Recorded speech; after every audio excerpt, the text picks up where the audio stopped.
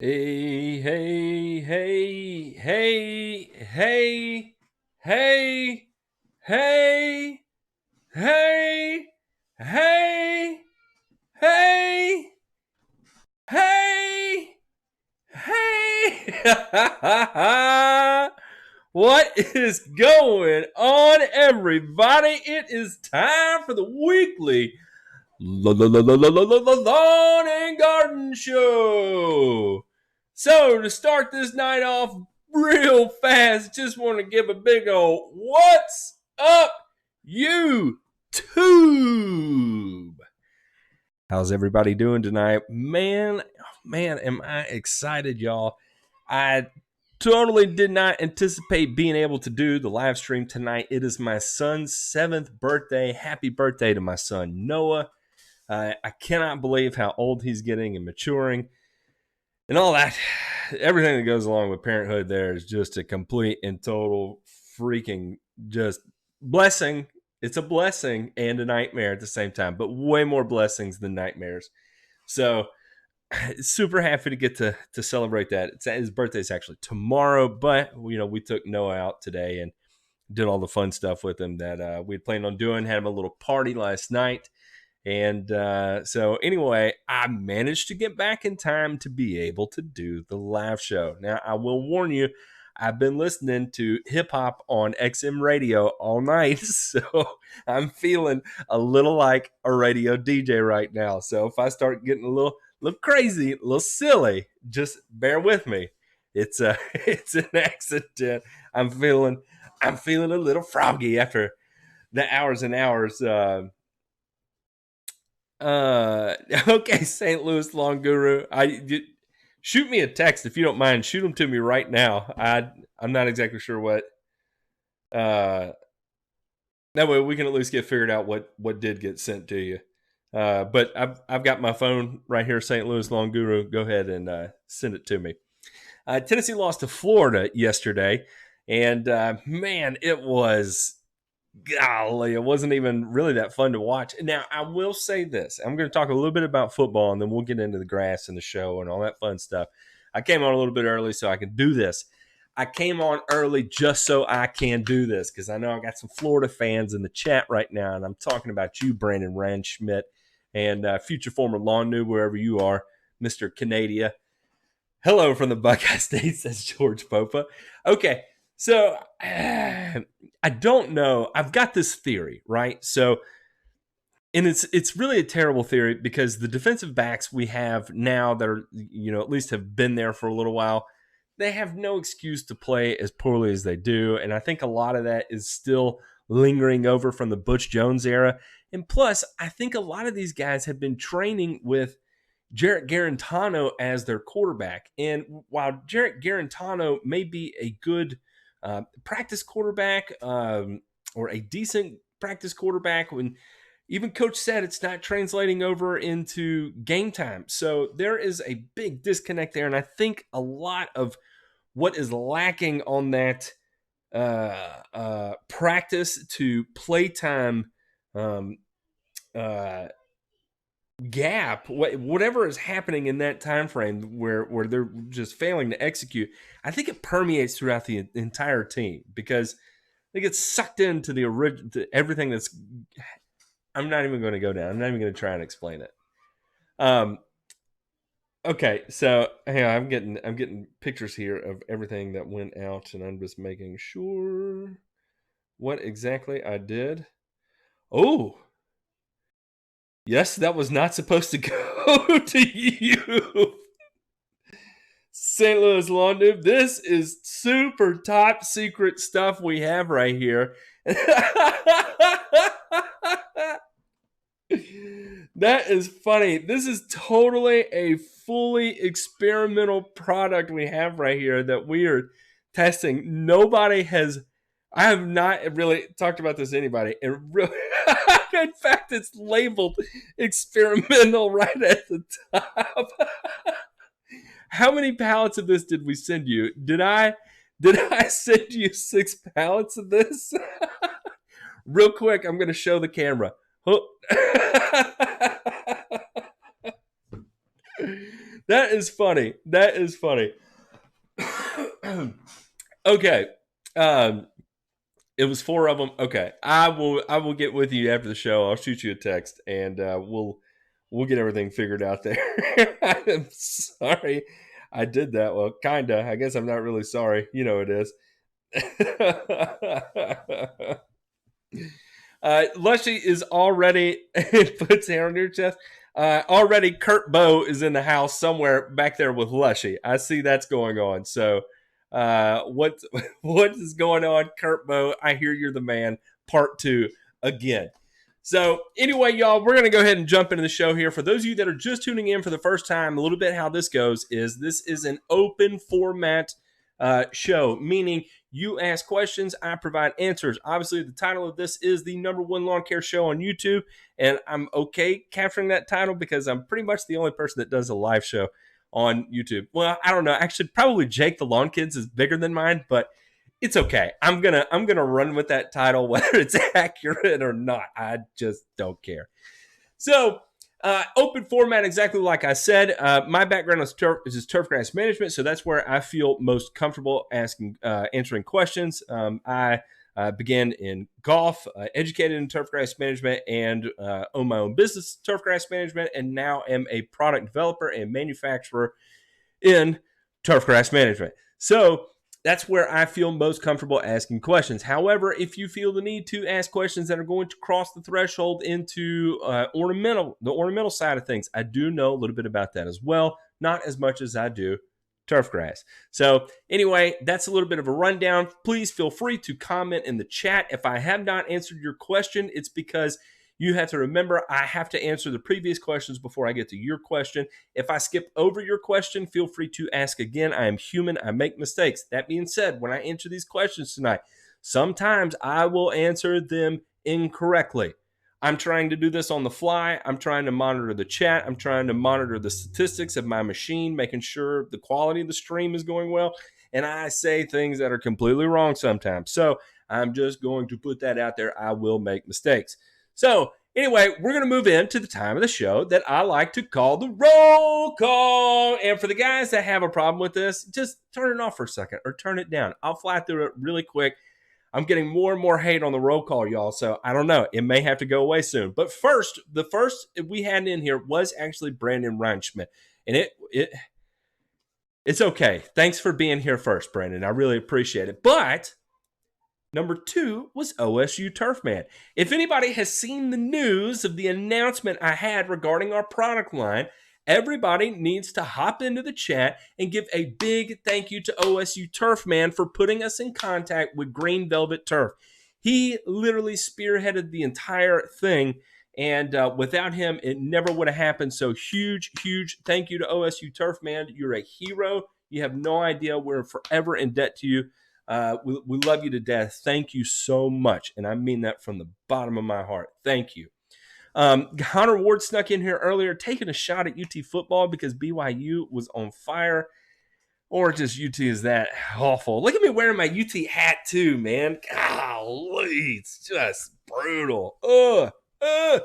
Gary Evans was in here. The fishing professor, Kevin McCarthy, John Teague, Richard Nettles, Lambert, the favorite attorney, hanging out over there. We got Jason Miller, Rich Proto, Toby Howard, the moderator. Big thank you to Toby for playing moderator. I don't know why. I guess once I make you a moderator once, you're a moderator forever. I don't know. B-Ruck in the show. Schaefer Lawn Care and Property Maintenance. AV Guy, Jason Miller, Noah. That's my son's name. Hey, man. Appreciate you being here, sir. I wonder if that is Mr. Sublime over in the Discord. We got Eric Ellis here, Gorgonzola, Thomas G. I'll stop there. MSG Lawn Care in the house. J Pink, Cast and Shade, Travis Simcoe, Kate Carter, Francisco Miranda, Mr. Nasty Nate in the house. 1986, what a year to be born. It's when I was born. In fact, I just turned 33 a couple weeks ago, so happy 33rd to you whenever yours is, Mr. Nasty Nate. What's up, Tom's Turf Care, Lunch and Lawn, Social Port, Cool Season, Long Time, Yard Mama's in the house, St. Louis Lawn Guru, Butler, Hooper, Gav Bond, more Butler, Travis Simcoe, man, that's what I'm saying. All right. So now is the time to go ahead, start getting those questions in the chat, and I will get to them as soon as I can. So let me get started up here. I thought I saw Lambert ask a question, but maybe not. So I'm going to scroll through here just real quick and make sure I did not miss anything by him. Okay. All right. So I'm going to start right here with Travis Simcoe says, "Hey Matt, you think I should wait 2 weeks to seed since it's still hot for the next week or so?" Travis, let me tell you a little bit about heat and when it comes to seed. Heat speeds up the rate of germination of grass. Now, there's a caveat to that, assuming you have the adequate moisture. So really, when it comes to germinating seed, there's only one thing that affects germination: water. Water is the only thing that truly affects germination. That's why you can take a piece of paper, if you've ever germinated seeds in paper towels before, you know the only thing present there is water. Now, once it does germinate, it has to have some sort of nutritive value to keep things going, right? So photosynthesis is going to have to begin taking place. So you're going to need access to light. The roots are going to have to come in contact with the NP and K to allow the functions of the plant to occur, like photosynthesis, to continue to grow, to produce carbohydrates, to produce more roots, to be able to drive deeper roots and all that. But it all starts with water.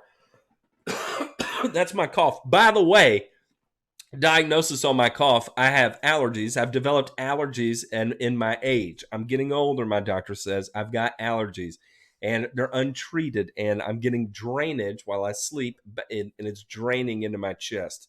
Otherwise, my cough is perfectly normal. I was told I was not going to die, and I have nothing to worry about. So there we are. I'm safe. I'm so safe. So here's the caveat: is yes, you can do it in the heat all day long. It's, can you keep it moist? So when I typically talk about watering times, you'll hear me recommend 7 a.m., 11 a.m., 3 p.m., 7 p.m.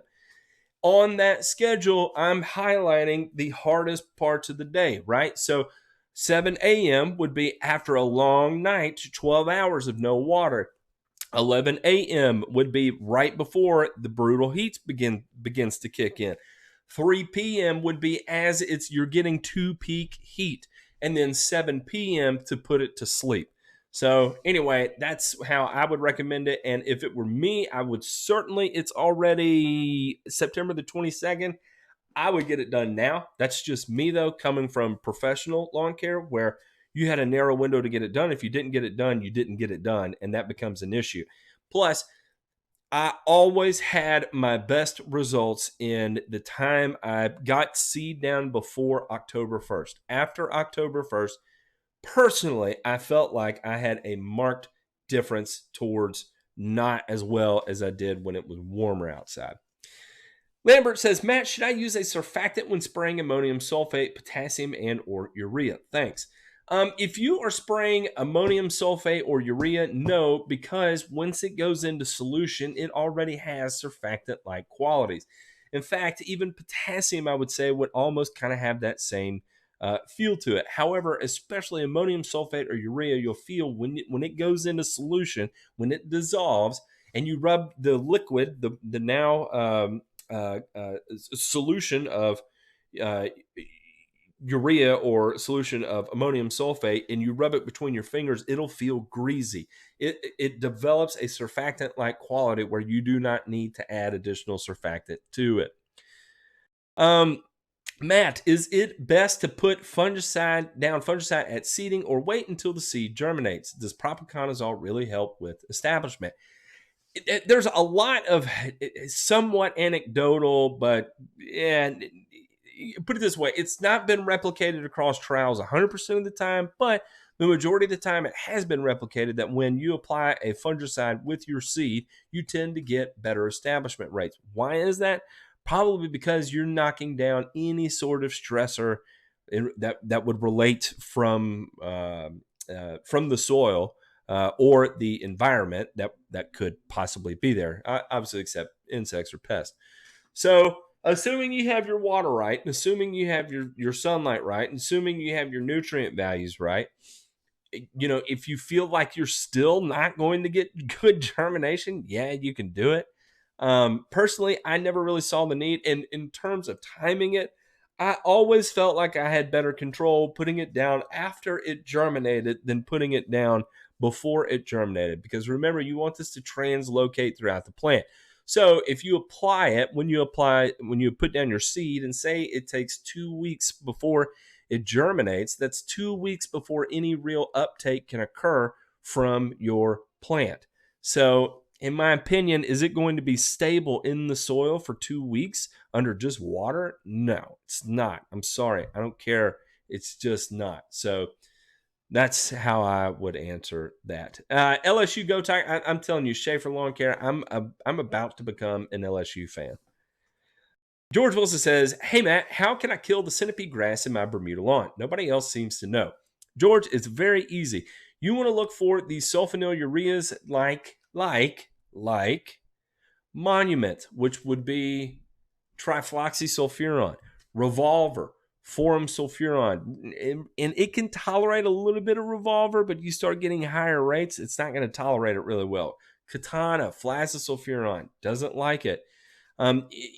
Those would be exceptionally hard on your St. Augustine to the point of bringing about death. If you want to get real froggy with it, you can go with something like Manuscript. It's probably not going to survive Manuscript. Image, which would be, what is it called? Amazaquin. Amazaquin. It probably would not survive that too, especially if you're doing it during the heat of the day. All right. How do you feel about seeding turf type tall fescue 90 plus degree heat? Yep, no issues there. I think I just explained that. Should nutsedge be pulled out by hand? It's a great question. And the answer is no, zero, not ever. And so, okay, when you have your nutsedge plant, right, and you have these really fine fibers that connect to the nutlets, and as you pull them, the physical response is going to be to drop those nutlets at all costs, right? Because it's obviously the goal is reproduction. So even though you may pull it or you may dig around, right, and you pull it out, you got a cluster of nuts. You're only looking at one root chain there. It may have extended deeper and deeper and deeper. So the chances of you actually getting out anything is slim to none. So really all you're doing is just establishing more and more nutlets to produce more and more plants in a concentrated area by pulling it. Let's see. I can help you break down football film if you can help me with my lawn. That is funny. All right, let's keep going on with the questions here. Man, look at this. We got all kinds of stuff going on. We got side. Your thoughts on killing common Bermuda to be able to lay Tahoma 31 side. Okay, so if you are going to do that TLC8, this is what I would do. I would take a good 2 to 3 months to do it correctly. So it would look like this: extremely high rates of Roundup with an additional kicker like fluazafop, also known as Ornamec, over the top. I would combine those two, really max out your modes of actions there. And if you wanted to be extra special with it, just that much extra, I would add one other product to that, and that would be triclopyr ester, turfline ester. The combination of the three of those is going to be extremely lethal on the Bermuda, but you want to do it at least 3 applications over a minimum of 2 months. Allow it to regrow and then spray it out again, fallowing the soil, so to speak. Will common Bermuda overtake Kentucky bluegrass? Matt Kaczynski, yes, in the event your Kentucky bluegrass faces any kind of weakness at all. Yes, it will move in with violence. Violence, people. violence. Common Bermuda coming in violently. Can Quicksilver be used at seeding with tenacity? Yes, it can. With perennial ryegrass, yes, it can. Quicksilver is a seed-safe product. It is known as carfentrazone, and it is one of the good ones. If the roll call goes away, this would be the #2 channel on YouTube.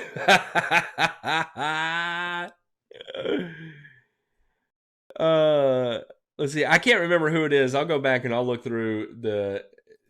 I think it was on the last video's comments, but it may have been one before that. Let me see just real quickly if I can find this, because I am pretty certain it was here. Here it is. Here it is. We're going to call him out by name. We are going to call him out by name. Everybody, with love, please be nice to him. Please be nice to him. But let's just express the idea that we enjoyed the roll call. That's all I'm going to say. That's all I'm going to say. Okay, how would one know what groups of fungicides work the best together as a two-way? You really wouldn't unless you pay attention to studies that are already out there. I mean, you can kind of put like general guidelines out there. You know, DMIs are going to work well with strobilurins. That's just kind of a known thing, and that's why you see products like Headway that are out. The other thing you could do, and this is kind of how I do it, is I look at what the products manufacturers are releasing, right, and see what they are combining together in 2- and 3-way fungicides that are supposed to be cure-all fungicides. And that will kind of give me the idea as to, okay, well, let me look at the chemistry or the mode of action that's taking place here. AAA Huskers, you do not need to do that, sir. And so once I see what they actually manufactured to be in the can together, and then you look at the chemistry, and then you can say, oh, okay, well, that makes sense why these two go together. But there's not like a general rule of thumb that just is out there, like a chart that says, okay, if you're spraying this fungicide, you should add this one with it because the combining two is going to have a synergistic effect. I don't know of any chart like that. Could be wrong. Could be wrong. I think Manning's done. He is. Watering for overseed woke up all the broadleaf, ivy, and violet under my trees. Is 3-way and triclopyr safe under trees? It is, as long as you are not in Tom's turf care. We do not need it, sir. Thank you very much. Very much. You can, but you have to pay attention to the volatility limits of the herbicide. So specifically, triclopyr can be very, very volatile in high temperatures, Gabriel Jordan. I do not know where you live, so I'm just going to go ahead and throw this out here. But it is specifically known to volatilize. And when it does, it has the ability to as vapor move up and curl or cause damage to your trees. Some 2,4-D formulations in 3 ways are also ester-based and can be extremely volatile. So be careful. Make sure you pay attention to your temperature restrictions and also your inversion restrictions, because one day, I've told the story before on the live show, but I have done serious damage with temperature inversion. I'm doing great, Marshall. How are you, good sir? Why does Kentucky bluegrass only need 2 pounds per 1,000 square feet for new seeding? Does it really fill in that quick? Matt, it doesn't really fill in that quick, but they're going to recommend it that low because you start getting too many plants there. You're going to start getting too much competition and lead to plant failure or more susceptibility to disease during the grow-in. The grow-in is not easy on the plant. You're asking it to do a lot really quickly, and it doesn't have a whole lot of energy in the seed, right? So you think about how much energy is in that seed, especially something like Kentucky bluegrass, as small as it is. You're asking it to do a lot. And so the natural course would be, well, then more is better, right? So let's go down at 4 pounds per 1,000. Yeah, you can do that. Is that going to create a little bit of an issue? Probably not. You start getting into 10 pounds per 1,000, somewhere like that, then you could really start to run into issues. And that's when a lot of these people that I see that are putting down seed and are reporting Pythium, I'm not going to say every time, but I will say 20 to 50% of the time. That's a big window. 20 to 50% of the time, when I see those pictures, it is so obvious to me that they way, way over applied the seed. So just keep that in mind. Has your deadly pneumonia gone away? I do not have pneumonia. Thank you. You want to hear more about those peptides and how are you getting more hair to grow on your root? Okay, so we'll talk a little bit about peptides. I'm still digesting a lot of the studies I'm going through because there are tons and tons of them. But as a general rule of thumb, there are animal peptides, right? Because proteins exist in animals, and then there are also ones from plants. Specifically in plants, from soy tends to be the highest producer. Animal can be phytotoxic at much lower levels, but overall, low rates of these products are producing tremendous results. Now, it is a biostimulant. It does not replace N, P, and K. But the goal here, even as you see with, so a lot of these ag trials, what they're showing is by reducing stress, the plant is able to perform at its absolute maximum for a longer period of time, thus increasing the yield. The same would apply to turf management, right? So by applying these products and mitigating stress, you're going to allow it to perform at a higher level than it would be if you didn't apply these products. So the goal here being less drought, less disease pressure. Is it going to go that far? I don't know. I'm not going to go that far yet, but at least what they have been able to nail down on a scientific level, one is they have actually identified these peptides as existing in nature. There's no doubt about it. There's no questions around it. Then the second part is there is a quantifiable performance boost that is shown in just purely plant physiology. And it doesn't come from hormonally stimulating the plant. If it does come through hormonally stimulating the plant, it happens out of balance. I talked a lot of trash about bugs in a jug type products because you force one specific bacteria strain or two bacteria strains into really, really high populations in the soil. And if they run out of organic matter or whatever it is they're looking to feed on, they will begin to turn on the nitrogen. And in the event they turn on the nitrogen, of course, they're going to rob that from your plant and you'll have a sickly plant. So instead of forcing hormones into the plant up to a certain level by applying something potentially like a short peptide, you can just apply the building blocks for the plant to be able to do these things on its own at a supercharged rate. So I'm going to leave it at that until the next video, because the next video I'm going to go through another one of the studies that isn't so much about plant physiology, but improvement within the plant and viability as a foliar application and viability more so as a root absorbed application. Okay, recommendations to hold seed in place. I've been using peat moss, but it still washes away on the edges of the sidewalk. Man, Eric Ellis, there's not really a great way to do that other than to bury it. If you've ever used one of those garden weasels, get you a garden weasel, work it into the ground, and hope for the best. Try and get it up as fast as possible. Have you contacted Turf and Garden out of Virginia to sell your products? I do not know, Fish Duck. If you want to shoot me an email at thegrassfactor@gmail.com, I have no problem reaching out to them. Also, if that is someplace you shop, ask them to carry the product, because it is the buyers that dictate what the distributors stock. Why are some herbicides labeled for sod farm use only? Speaking specifically about St. Augustine and tenacity.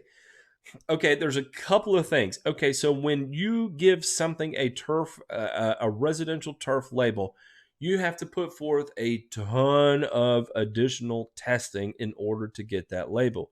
So you have to have a certain number of human trials, pet trials, and all of that has to go into the data to formulate that label, right? Sod farms are a little more lax than a home lawn because there's less likely chance for exposure from the general population. The people that work there, yes, but you may not have hundreds of people that are encountering it day in and day out, right? So that's usually why they have separate labels. The other thing, too, is that when it comes to applicators and homeowners, it can be quite the challenge of having to deal with the sheer volume of support after the sale from a manufacturing perspective to handle all the questions that come about bleached grass.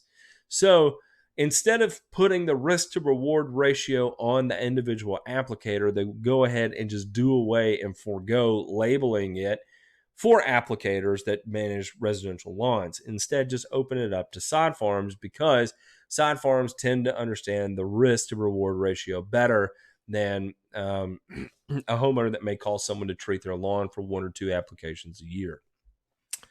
Matt is trying the peptides in his diet. It's hot as crap is in Alabama. Should I wait a few weeks longer to put down Preem, or can I put it down now?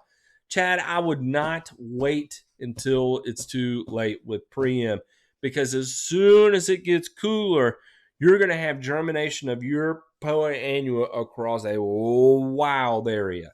A wild area. In fact, I would say that as short of daylight hours we have now, that if you have adequate water, adequate soil moisture, it's already going to be germinating now, just due to the lack of daylight hours, where you're not going to be as hot for as long, So while typically you'd be 92, 93 degrees well into 11, 12, 1 o'clock in the morning during peak summer, right now it may be 90 degrees at 7 o'clock, and then at 8 o'clock is dipping down to 80, and then 70, and it's maybe hovering around 70 overnight for a longer period of time, which then is where you're going to get the majority of your Poa germinating at. So I personally would go ahead and get it down now, especially considering how many customers you may have.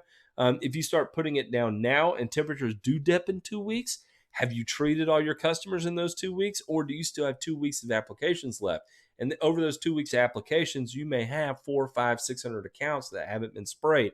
And in those 400, 500, 600 accounts that haven't been sprayed, you're going to have a significant amount of Poa annua. And the amount of money it would cost to treat post-emergently Poa annua over 500, 600 accounts, that may be 5, 6, 7, 9, 10 million square feet. That's a lot of money. So if it were me, I would rather run the risk of getting it down too early than getting it down too late. Let's see. Carbon merch available? Yes, it is. It is available at carbonearth.co/merch, or is it merch? Merch.carbonearth.co. Here we go. I think I got it. Who's that? Eric Ellis. It's right here, sir. Welcome to Allergies. Thank you, sir. Oh, I'm about to get rickrolled by B-Ruck over here. You lucky I caught that. Save the drowning Matt fun. I'm not drowning. What's the difference between lime and fast-acting lime? The fast-acting is 6 pounds per 1,000. Okay. Bird Dog, this was before I released that video about fast-acting lime, before I really understood it. And I need to go back and delete that video. In fact, I deleted a lot of videos over the weekend, and it felt awesome to get rid of them, because so much of what I talked about in them was just inaccurate. Because I will say that this is a learning process. I learn something new in this industry every day. And that is why I'm so passionate about it, is because it is a never-ending course of knowledge. And I just absolutely love that about it. So I need to go back and delete that video. Thank you for reminding me. But let me explain the difference. There is no difference. So here's what they do is they take a really, really, really finely ground material, and then they prill it. And when they prill it, you have to use a binder to get all that super fine dust to hold together. And when they prilled it, to get all that dust to hold together, they use a polycarboxylic acid to do that. It may be like humic acid would be considered a polycarboxylic acid. It could be something of synthetic, that is like a polymer mixed with something else, with lignin or something like that, blended with other different things, but a polycarboxylic acid. So basically, that's just going to hold it together until it gets wet, and then the powder can release, right? So the advantage of those fast-acting limes, assuming that it's not a hydrated lime or a calcium oxide or something like that, is if you look on the back, it'll have a CCE, a calcium carbonate equivalent. And that is going to tell you how powerful that lime is, right? So if it only has a calcium carbonate equivalent of 100, that means it's 100% as effective as calcium carbonate, meaning it's not any more effective than just calcium carbonate lime. The difference would be in how finely ground the material is before it's actually rolled into a prill. So the advantage there is that if you've ever looked at a release chart on lime and the speed at which it actually affects the soil pH, something that is ground down to less than 100 mesh, and 100 mesh is going to be extremely fine. That's dust. That's like breathable dust. Less than 100 mesh is going to cause an extreme spike in your soil pH in a matter of 2 to 4 weeks. It'll happen really quickly. Whereas if you look at something that is like a chip of lime, and so we may be saying something that's like a millimeter or a half millimeter, it may take 2 years before it alters the soil pH. So when you see these quick limes, a lot of the times it's just a finely ground powder that's been rolled into a larger prill to make it easier to spread. Then, so yes, you can apply 6 pounds and it's going to cause a marked change, but because you're only applying 6 pounds, the duration you're getting out of it is really low. So you're not going to get 6, 8, 10 months out of it. Whereas if you applied 60 pounds per thousand, you may be getting that long, 2-3 year buffer out of it. So even though it may be a fast lime, it doesn't, and yes, you only need to apply 6 pounds to get a pH change. You still need to apply 60 pounds to correct the underlying issue with your soil. I hope that answers. Let's see. I had the same post nasal drip cough certain times here. There we go. Look at this. Growing in bent grass and forage sand peat mix. Do you think I'll need lime or any amendment besides fungicides during the growing before winter sets in? Tom's turf care, probably not. I would go ahead and pull a test just to be. Here's the thing: peat can be acidic, and also depending on your soil, your sand, where your sand is derived from, your sand may be basic. So that may work out and bring you to neutral. But it also could be a different formulation of sand, and that's why it may pull it too low. So you may just want to look at it, but bent grass and low pH, it tends to do okay. Not a big issue there. Matt, what's a good source of sprayable or granular K separate of other dedicated N or P sources? Sprayable K is kind of hard to come across, right? So you got potassium nitrate or saltpeter, which is extremely explosive. So I do not recommend just everybody use potassium nitrate. Then the other one would be potassium acetate, which is actually a true liquid that works well as a foliar application. Things like sulfate of potash do not go into solution very well at all. And typically, because of the molecular weight of it, it does not perform well because you're not actually getting a whole lot of potassium in solution. You can get a fair amount, up to 5 pounds per gallon of 0062 potassium chloride, and that will work. Golf courses all across the country use potassium chloride. It's all about being responsible with it, right? So, potassium acetate, which is going to be extremely expensive. You can try and do sulfate of potash. Max solubility on that is going to be maybe 2 pounds, but more than likely you're going to be able to get less than a pound of sulfate of potash in solution, or potassium nitrate. So there's some options for you. Potassium carbonate. I've seen a liquid potassium carbonate out there too, but I do not know how much actual potassium is in that. Just turn on the sprinkler since moisture is important. That is right. When doing a reno, you glide everything and mow everything down to 1 inch and use dethatcher to remove most dead grass. Well, all the dead roots in the ground harm new root development. Also, can you seed same day with glide? Cars YouTube, you must be new around here, sir. Absolutely, you can seed same day with glide. I made a career out of doing that all the time. And so this is typically what I would do, is that I would spray everything down with glide. I would aerate and seed all at the same time before I even had the opportunity to use a dethatcher or mow it down to 1 inch. And let me tell you why. The reason why is that the roots in the ground and the top growth are going to act as a shield to protect the seed. And then as it decomposes in the soil, it's going to deposit in the soil as organic matter. So the dead roots and all the top growth are going to become organic matter and provide a nice protective, slow release feed for your turf, not only through the winter, but also during green up the next spring. They're actually more like the size of fleas than sesame seeds. They're talking about Kentucky bluegrass again. All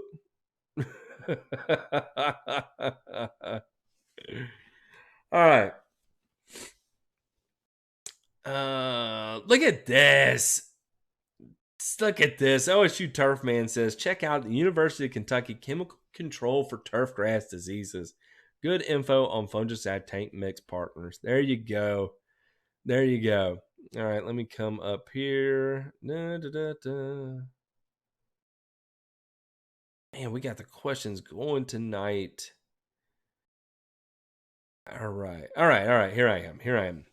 Masood Dogan says, what do you advise warm season grass before going dormant? Nothing. Just let it go dormant. Get down your pre-emergent and let it go dormant. There's people talk about, oh, you fertilize with N before it goes dormant, and then it's going to get spring dead spot, and it's going to get winter kill, and it's going to get a large patch. There's been enough studies that have come out saying that's not true. And then kind of the old thing. So when I got started, this is what we did. When it started going dormant, we all started panicking about we had to hurry up and get down potassium. Hurry up, get your potassium down. Get it down. Get your potassium down. Well, here's the thing. Nitrogen regulates the uptake of potassium. So if it's not using nitrogen, it's not going to be using that potassium. So you can apply potassium when it's going dormant all you want. But if it's not using any nitrogen, like when it's going dormant, it sure as hell ain't going to be using your potassium because it's going dormant. So just keep that in mind. The lawn stripe, stop it, Lushy. What are you doing? What are you doing, Daniel? I don't know what's going on. Better than being a Wolverine fan these days. I don't know what that is. I cut down 2 Bradford pears and ground the stumps up over 2 years ago. I'm still getting saplings keep shooting up. Anything I can spray to kill it for good? Not really. You would probably want to use triclopyr when you do spray it, or methylsulfuron methyl would be better even yet, depending on what grass type you have. So if you've got cool season grass like tall fescue and you spray it with methylsulfuron methyl, you're going to kill your grass too. And then you're limited to triclopyr, where if you've got Bermuda grass, then you can spray it with methylsulfuron methyl and not worry so much about your Bermuda grass. Robert Butler has not a small question, but a huge question. Sprayed some Roundup and got 0 results. I've got hard water loaded with iron. Thinking about getting some distilled water tomorrow and hitting again. Is that a bad idea? No, maybe not. Robert Butler, when you said you got 0 results, first, how long has it been since application? If it hasn't been 2 to 4 weeks, do not say you got 0 results. Secondly, was the ground drought stressed before you made your application? If it was drought stressed before you made your application, it's perfectly normal not to get any results. Third, did you scalp before you applied Roundup? If you did not spray green, actively growing foliage, Roundup glyphosate is not going to work. If you fit all of those and it didn't work at all, then look at your water issue. But still, hard water loaded with iron, I would never guess that you would get 0 results with Roundup. Yeah, and in fact, hard water loaded with iron would really have no effect on Roundup. So kind of missing what's going on there. Something different is affecting that more so than just your water. Hey, I got a fan, but you're doing. Hey, I appreciate that, man. Thank you. Yeah. We need to do all kinds of stuff. What's the best erosion mats that don't have weeds in them? Need something to put on hills for a job I'm doing to keep things in place in the event of a storm. Peat moss will not work. So back when I did erosion control, which seemed like another lifetime ago, I used to use C3 VMATs. Erosion control matting. What were those called? Let's see if I can find them. Oh, I cannot. Erosion control textiles. C3 matting.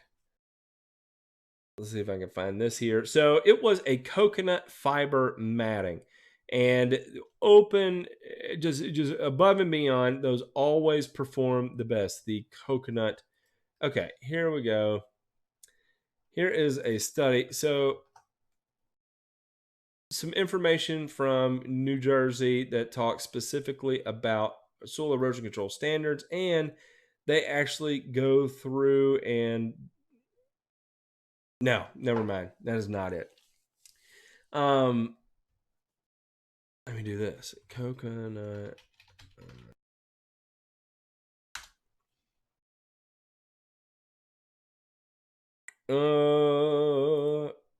I'm telling you, the ones we used were absolutely awesome. The coconut ones that had a geotextile fabric. Does have it? We did not use straw mats. I'll tell you that right now. It was always these, and they had like a plastic mat, like a plastic weave, and then woven into that was the how do you put lime in the coconut? And then woven into that were the coconut fibers. I cannot find it, but if you search coconut fiber erosion control mat, it was not a blanket, it was a mat, and yeah, so that's what I would use. Those are usually extremely clean. I've got some AMS on the way, but I can't wait. It won't be here until Thursday. Interesting. Kurt Cherry says, Matt, yep, there you go. I used Fusillade 2 and Turflon Ester at your suggestion last year, and it worked great. Only did one app. Haven't seen the Bermuda at all this year. That's actually awesome, Kurt. That is good to hear. Mode, aerated, overseeded, RGS, humic acid, aerate, backyard, next start. I'm tuckered. I would say so. That's nuts. What's with the t-shirt? Brett Schmidt says, explain a little bit about Zoy's establishment method, seed versus sprigs versus plugs. Customer has sand soil with Bermuda and patches of fescue. Asked about having a Zoy's lawn, South Indiana. Brett, if they're okay with having super long periods of dormant grass, then yeah, Zoy's is a viable option. To be honest, I have never really established it any other way other than sod. So it spreads extremely slow from plugs, and so I would think plug sprigs not really a viable option. I've spoken to one person on the YouTube about using seeds, and he said he was actually really enjoying the results he was getting with it. So it could be an option. I just don't have the experience to be able to steer you one way or another. But whatever the case, if you are doing something like seed or sprigs or plugs, I don't even know if you'll be able to get sprigs. But whichever method you choose to go, I would go ahead and mentally prepare that it is going to be a minimum 2-year process to grow that in. Tony Tillman in the house. Matt, when running an aerator, is it best to top dress compost before or afterwards? Tony, really, it's up to you, man. It's all going to make its way down there one way or another. It could really go either way. There's an argument for both ways. For it is, you're immediately working it into the ground, right, with a little bit of incorporation. Against it is you may be compacting it too hard into the ground and losing some of that decreased bulk density, which is the whole reason of applying it. But and then if you do aerate it in, if you top dress before you aerate, then you don't have to go out there and spread it all by hand, which Me personally, I'd be the biggest fan of because I hated spreading compost by hand. Man, if I'm only able to water once a day for the next 2 weeks, about 80% germination so far, what time would you pick? Oh, man. That's a great question. I don't know where you are, Forever 2010. I know this is going to sound crazy, but no, it wouldn't be crazy. I would probably do like 3 a.m. where I'm at right now. And I would go heavy. My goodness, I would go heavy. I'd make sure I was getting down at least a quarter inch per time. Wait, you said once a day. Oh, once a day. That ain't nothing. You already got 80% germination, man. Yeah. Yeah. Turn it on in the morning, put you down a tenth of an inch, something like that, or a quarter of an inch, and call it good. I would not sweat that. I was thinking once a week, man. Yes, sir. You're more than welcome. TLCA. Is RGS okay to use with XStar? I think you've said it's not good to use Humic 12 with XStar. You can. You totally can. It's just there's a study that shows you can potentially temporarily lock up phosphorus in the presence of humic. Does that mean it's going to be stay locked up forever? No, it typically will release. But there's just a reason why we didn't formulate it with it that way, because our goal, our target market are going to be professional applicators that have to get something done at a very specific time. And it is all about timing when you're managing 200, 400, 600 acres of turf, right? So you don't want to delay your phosphorus availability for 2 weeks. So anyway, yeah, that's kind of what we did there. Matt, any treatments to add Kentucky bluegrass to help it survive summer heat better? Water, fungicide. That's really about it. Because if you're asking it to survive summer heat better, you're asking it to do something that it's not genetically designed to do. Kentucky bluegrass is not genetically designed to tolerate the heat of summer as an aesthetic turf. Some of these newer ones, they're trying to breed that into the cultivar or into the species, but it's just not there, So asking it to do something it can't, it ain't gonna like it. It's just not gonna happen. The Lawn Fix says, why is the nitrogen in X-Start so low compared to all the other starters in the market? Again, because it was designed for professional applicators and with a very specific purpose, right? So nitrogen in particular can cause burn on seed. And so by going with a lower rate of nitrogen, and especially with the nitrogen we did, which is our proprietary patent pending formulation of char, ammonium sulfate, and sulfate of potash and poultry manure, we get a completely different release out of that product than we do a comparable product. So I don't know how many people ever go over to the Lawn Forum, but at the Lawn Forum, G-Man over there actually did a side-by-side of a quarter pound of N from ammonium sulfate versus a quarter pound of N from X-Green. And it just looked completely different. So basically, that's that's in our X-Star is the 8 from the backbone of X-Green, except we pulled out the iron and replaced it with zinc sulfate, and we pulled out humic and replaced it with just a straight fulvic from Canada Humulite. So here is that, if you want to go look at that. So we really, it's not the nitrogen that's going to the nitrogen plays a small part in the establishment of the grass, right? So the overwhelming majority of establishing that seed is going to come from the phosphorus, right? Because all of the energy that is first coming off of that plant is going to be dedicated to pushing out roots and pushing out roots and pushing out roots. So a quarter pound in for your 3/4 of a pound of phosphorus. That way you can use up as much of that phosphorus as you can. You got a 1/4 pound in there to help drive that phosphorus utilization. And then typically on the Pro guys, you come right behind that with an application of Carbon X, where you're going to get a lot in at one time, right? So 3/4 of a pound in, immediately following it up. That may be like 3-4 weeks down the road. So you give it a chance to get up, establish, get some feet under it and some meat to the actual plant, and then come back and hammer it with your nitrogen. And you tend to get a more developed overall plant than if you force a whole bunch of nitrogen on it on the front end and then try and take care of it on the back end. So that's why we did that. We do not want all of that in with a starter. Yeah. There we go. Check out the university. Oh, that was that one. Matt, are you going to overseed round your Bermuda this year? Any of the lawn changes? No. Tally, I don't have time, man. I barely even have time to mow it. I haven't been able to real mow it in 2 months. So it's all hacked down right now. And no, I do not have time to do anything at my house except show up and act like a father half the time. Noah, I do not know if the peptides will work on your hairline, but I can say it did work on mine. So are peptides why I have the issue with my hair fibers?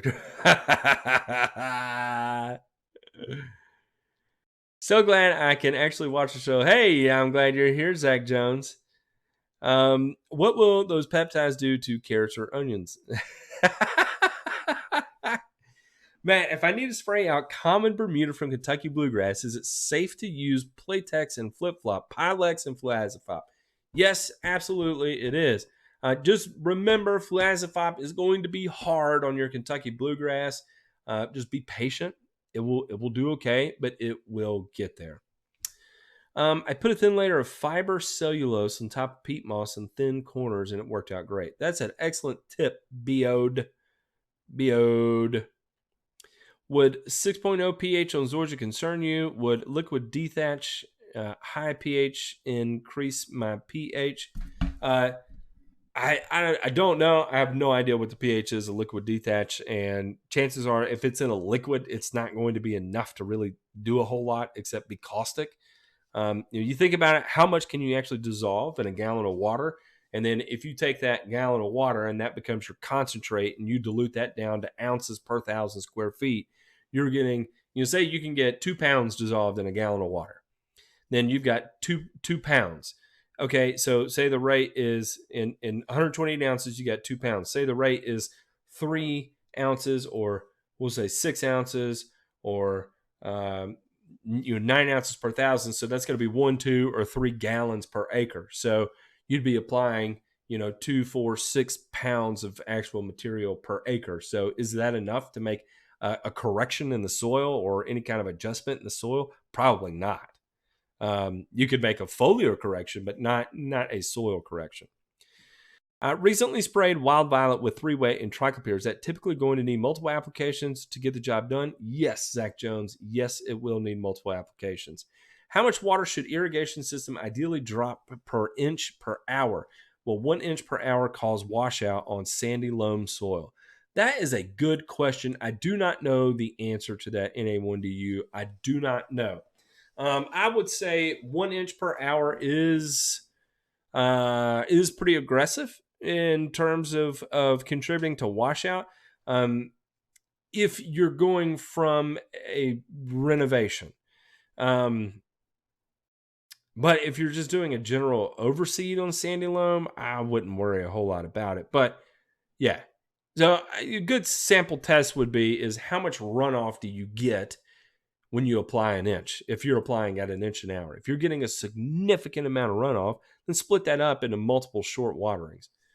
Should I be changing up my fungicides, or is it safe to roll with the Zoxyprop combo all summer long? I know at one time you said the chance of resistance was low with the combo. It is. Should you? Yes, absolutely you should. We should all be rotating fungicides. The caveat to that is what the hell do you rotate with? There's not a lot out there. So you got Lexicon, you got Segway, you got Cleary's 3336 that's out there. And then everything else is pretty much not really available to us on the homeowner market. So on the residential market for treating home lawns. So Yeah, certainly try and rotate absolutely where you can, and make sure you're rotating classes, not fungicide names, because you may switch to Eagle and then you may switch to uh, uh, uh, Myclo, but you're running the same thing, right? Because myclobutanil, Eagle, and propiconazole are all DMI fungicides, so all same class, same thing. All right. Hey, he's here. Hey, Peter. Thanks, buddy. I'm glad you're here, sir.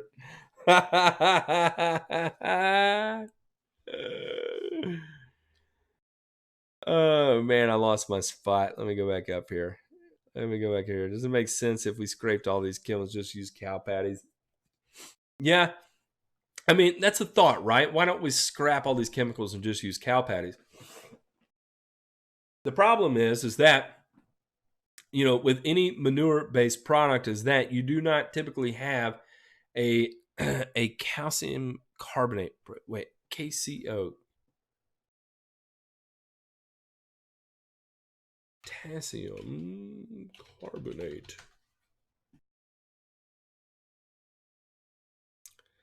I was not aware of that. OSU Turfman. Redox sells a a potassium carbonate product. There we go. I'll have to look at the label of that. I don't know how much actual potassium's in it. Yeah, so why don't we switch to like just manures? Okay, so for instance, we look at like Milorganite. If we only fertilize with Milorganite, what would our plants look like? We would be so overly deficient with potassium that we would have failing plants. It's just no doubt about it. We would have poor yields in agriculture. We'd all end up starving to death. It would be a giant disaster. So manures are good. They're not perfect. They're a supplement. They're not the end all be all. Plus, the plant does not know the difference between a cow patty and a synthetic plant. So, yeah, plant doesn't know the difference. Nutsedge control on baby bluegrass. I'd probably use like Solero or Halciferon. Is there a PGR that you could recommend for St. Augustine on the Texas coast? I've never growth regulated St. Augustine. If I had to guess, I'm sure you could apply T next to it. I do not know about paclobutanil, paclobutrazole. The other one you may want to look at. What is the new one by NuFarm? I cannot remember. NuFarm growth regulator. A new.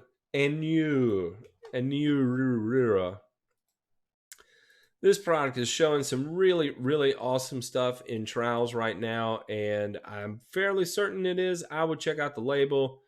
One, see if it has a residential label, and two, see if it's tolerant for St. Augustine.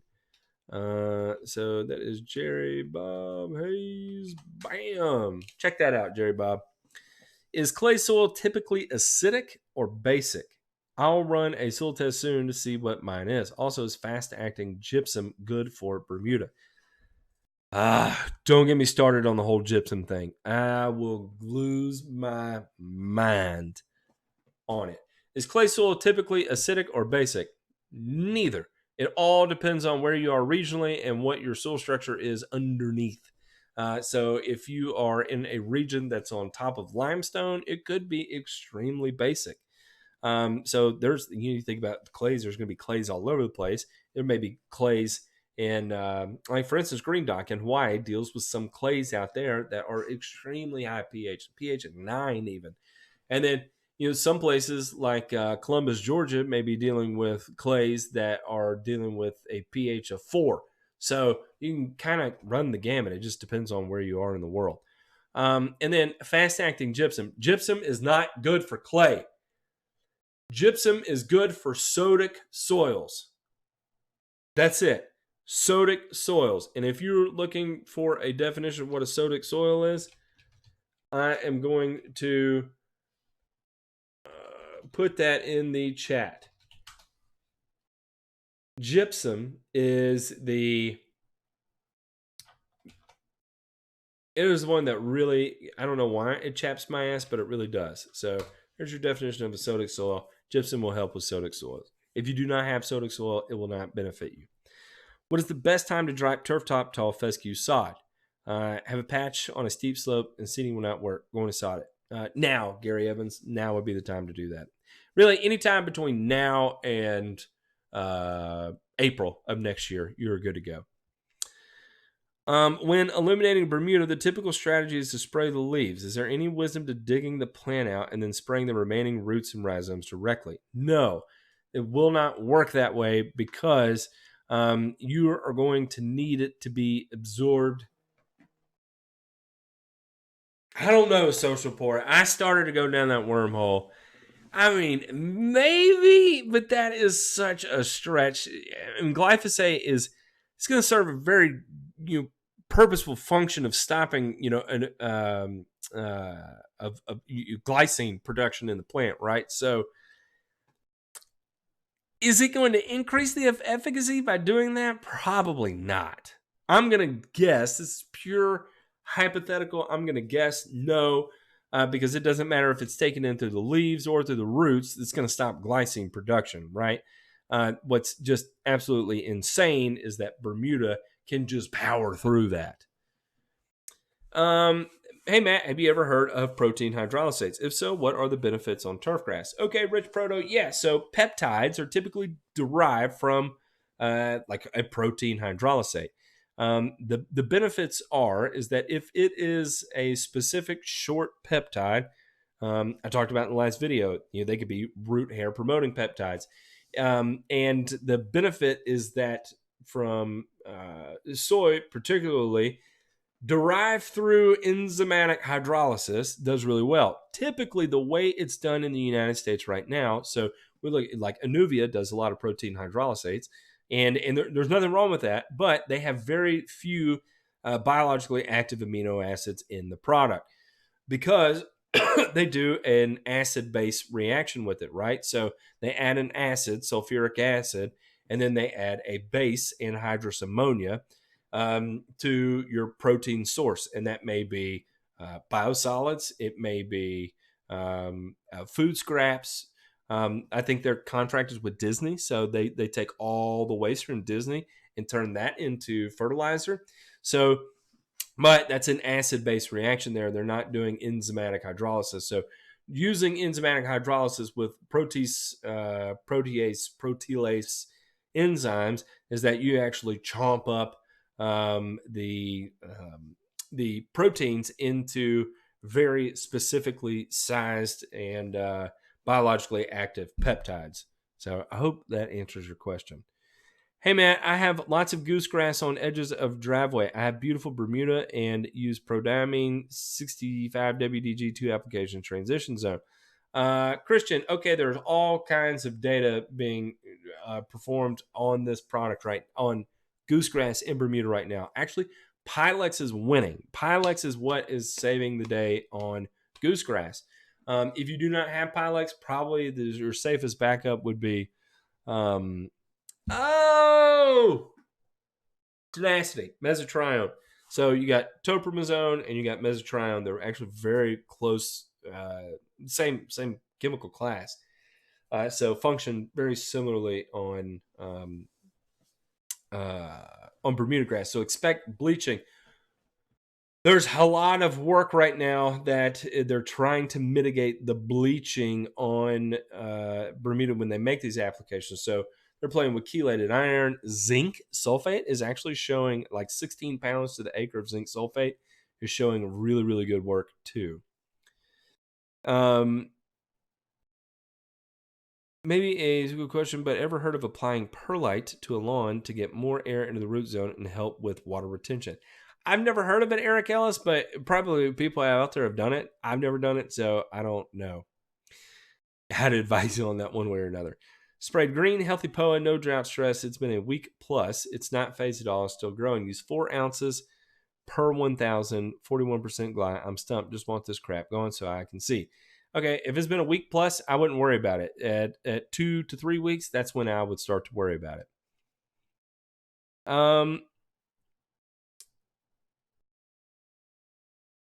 I don't know what was going on there. Okay. Last question tonight. Hi, sorry if I missed it. Is the RGS okay to spray with X-Start? We'll hold off on Humic 12. Yeah, it is. No problem there. Matt, what's the best time of day and product to kill Creeping Charlie in cool season grass? When's the earliest I can seed after said app? I don't know what the reseed interval is of fluroxapyr, but fluroxapyr had the highest efficacy on controlling Creeping Charlie. So I actually did a video that talked about broadleaf weed control in a very, very in-depth way. And one of the weeds I covered was, oops, had it playing in the background. One of the weeds I covered was Creeping Charlie, and the other one was Wild Violet, as well as clover and all that fun stuff. So whatever your fluroxapyr containing herbicide you want to use is, check what the reseed interval is. It may be like Escalade 2, it may be Momentum FX2, it may be Helena's Battleship 3. They all contain fluroxapyr. So pick your poison and figure out what the reseed interval is, because it is going to vary by formulation. Can you discuss some cost-saving strategies for 1 to 4 acres dirt-type tall fescue in Kentucky bluegrass? Loan company charges $12,000 a year for my 2 acres. $12,000 a year. Wow. If I can do it, my FERT, weed control, and bios can cost cover $2K in a year. As far as cost-saving strategies, I mean, 1 to 4 acres, that's not a lot, especially when compared to like someone who does it, on a commercial scale. 1 to 4 acres isn't a lot. So even still, your buying power on 1 to 4 acres is really nothing. So I can't really give you any cost saving strategies, because to me, 1 to 4 acres wouldn't be a cost saving. It's not. I wouldn't be able to save a whole lot of money on 1 to 4 acres. That's going to cost me the same. 1 to 4 acres is going to cost me the same at up to about 20 acres. And then after that, I can start to shave some dollars. Hey, man, asking for a friend, Connor Ward, how do you get rid of looky-loos? That is funny. What is going on over here, Cars Tube? I do not need it. Steve Williams, I do not need it. Jerry Bob Hayes, I do not need it. Thank you. Thank y'all. Thank y'all. I really appreciate it. All right, let's see here. Where am I? Flazafop is hard on anything. It smokes a fescue in my yard. Yes, so remember, when it comes to Flazafop, the rate is like 3 to 4 ounces per acre. Do not do anything greater than that. 3 to 4 ounces per acre. That is. I got all these scientific questions coming, Jason Miller, and I lost it. I'm not feeling too hip-hoppy right now. St. Augustine gets a lot of disease near the coast due to humidity. Avoid plant growth regulators, says Ugly Weeds, Texas. As far as for that Renault question above, already cut down 1 inch to detach over 50% of dead stuff, so lost that protection. Did apply 1/4 inch compost over entire yard. Hope that's okay. Not a problem. Not a problem. Hey, man, anything that can be used to kill wild Bermuda in St. Augustine? Not easily DSPO. So the way that would have to go would be atrazine combined with ethifumicate. And even then, it's still going to be an absolute nightmare. And I do not think atrazine is going to be restricted use product only. So chances are you probably cannot get the formulation you need. The lawn stripes, you got a message that was held for review. Let's see. Speaking of that, what about these guys you see at the Lowe's down by Dar, loading up on triple 13 grabbing bags of lime, knowing their clay soil pH is like 7? Yes, that can be very frustrating, and I have to stay away from that section. I went ahead and approved it. I have to stay away from that section of, oh my gosh, it's 10:11. What is going on? Have I just powered straight through this? Are we an hour in? We're over an hour in. What am I doing? Oh my God. Okay. Yes, it does. And I have to stay away from that section, because whenever I go to that section, everybody knows way more about growing grass than I do. And they don't, but I don't want to even start down that conversation, because usually I have my wife and kids with me. And so before I start saying something really nasty to somebody, I stay away. I stay away. How long does the biochar from X-raying carbon X stay in the soil? It stays in the soil for an exceptionally long time. In fact, I don't think anybody really knows how long it stays in the soil. But let me tell you this right here. No matter what biochar product you use, let me steer you away from one of the biggest misleading claims you'll see that people say is that you apply it and it lasts for 1,000 years. No. Yes, carbon may be viable in the soil for 1,000 years, but the perceived benefits of biochar do not last for 1,000 years. The perceived benefits of biochar are going to last for a year at most. And so when we went to formulate, that was one of the data sets we were using when coming up with the formula, was that we knew at most out of a single application, we were only going to get a year of positive effect out of it. So we didn't want to put too much biochar into it where you could have a compounding effect that could pull too much out of the soil. So we went with a very, very, very specific amount of biochar in the final product to alter the nutrient release and nutrient efficiency more so than focusing on a soil amending type product. We are not a soil amendment. We are a nutrient release technology. And with this nutrient release technology, the byproduct, the benefit, instead of depositing a microplastic into the soil or leaving a bunch of formaldehyde down to be digested, we're using biochar. So the byproduct of it is somewhat renewable. Well, it is. It's renewable. And so that's the caveat there, is that, you know, it's not a soil amendment. It's a fertilizer that has a byproduct with a positive benefit.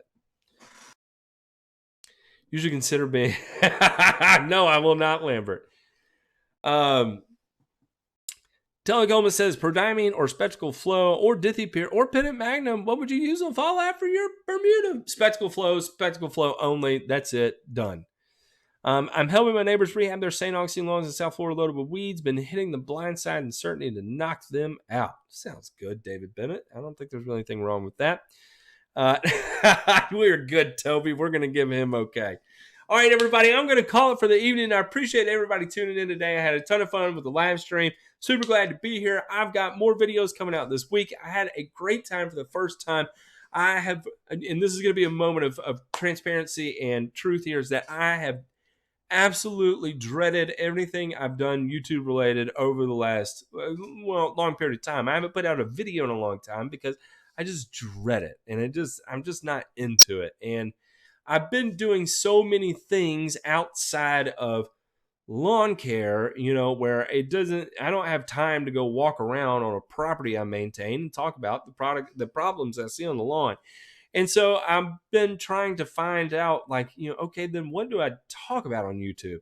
And so it felt really good. And I thought, well, what if I just talk about the research I do? Because so much of my day is revolved around product development, because that is a company, and that's kind of where we want to shine in the future moving forward, is that we want to be the most innovative renewable fertilizer company in the planet. And in order to do that, we have to stay on top of our P's and Q's when it comes to research. And so, if y'all have something y'all would like us to research, by all means, we totally will. So anyway, it felt good to do that video, and it actually made doing the live stream now way more fun, because usually it's 1 out of 4 live streams that I finish and I'm like, wow, that was great, and it has nothing to do with the fans. The fans are the whole reason that I want to do this. It's the fact that I'm just a mental head case and I don't know where to divert my energy sometimes. So anyway, all that said, it felt so good to do the videos, and it felt so good to do it over something that I'm actually doing day in and day out. And part of that is striving to be the most innovative fertilizer company we possibly can. So thank you, everybody, for watching tonight. I truly appreciate it. Thank you for watching the previous 2 videos I put out. I appreciate that. And I want you to know that I love each and every one of you. Thank you so much for tuning in. Thank you, Connor Ward, for being my voice of reason and telling me to pull my head out of my ass in a very, very lovingly and kind way. You're a dear, Connor. So thank you to everybody. I love all of y'all. Have a good evening.